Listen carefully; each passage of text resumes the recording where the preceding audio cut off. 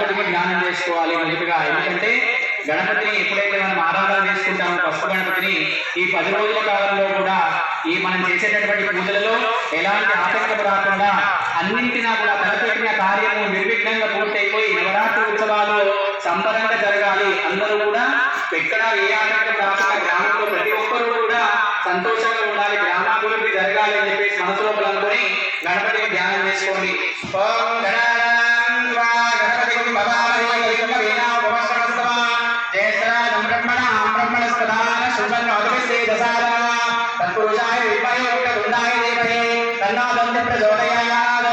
శ్రీ మహాగణాధిపతే నమః.